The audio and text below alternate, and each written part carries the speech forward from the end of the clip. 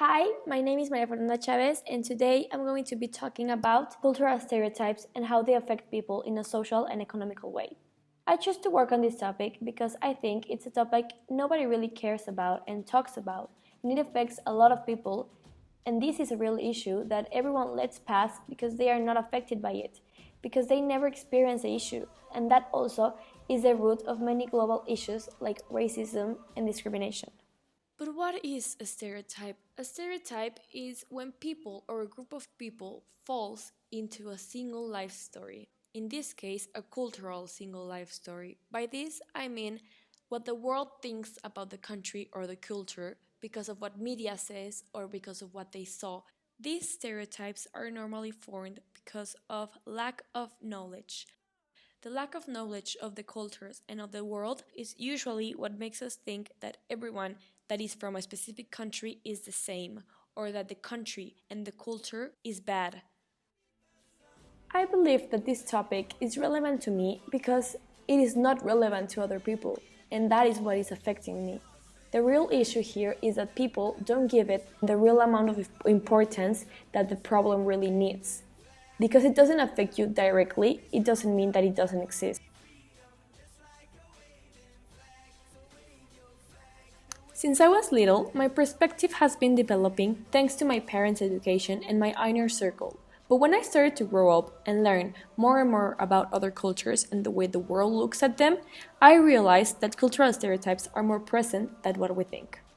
When I traveled to Paris over the summer of 2013, 2015, and 2019, I had this perspective about French culture and the way they are and the way they speak or how they interact, and also I had an idea in my mind of what was Paris going to be like. And like other countries, it has its beauties, but also Paris has negative parts, and that's the full story of Paris.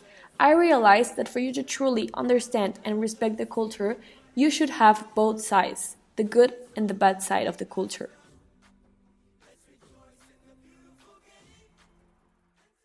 I don't think my perspective changed during this project. It just made me realize that around the world, there are people that are not conscious of the problem because they live in a really privileged way and ignore the problems around them because it doesn't affect them.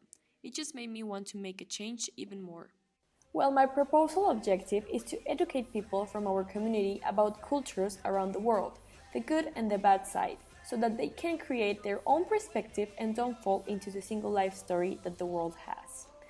Cultural education should be as important as math or as science and should be a topic touched at home too.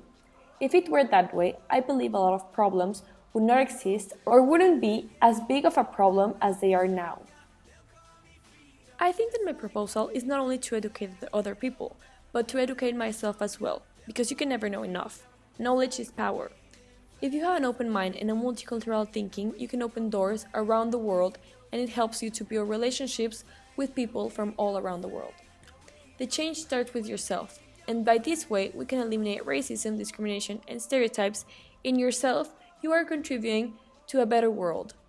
I believe that the positive implications that my proposal can have is that if we educate one child correctly, they would grow with good bases, and this would make them have a family of their own and educate their own children with good bases. And our society will start to be better and well educated, and this will make a huge impact. We will improve educational system in our community and as time goes by in the world. In the economic aspect, I believe that the education is key for a well-prepared person. And therefore, the people who rule the world will be prepared and have values that will improve the quality of life of everyone. The good jobs are going to be for them, and that will improve the economy as well. I think that the only negative aspect is that maybe not a lot of people would take the topic seriously, and believe that because it doesn't affect them, it's not a real problem.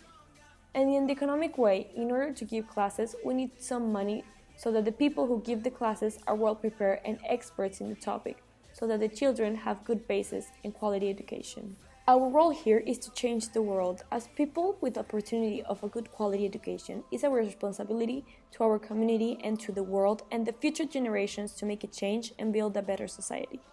This starts with good basis of education, so society will progress, and as time goes by, the problems are eliminated and we learn to live in a world full of diversity that it makes us rich in experiences.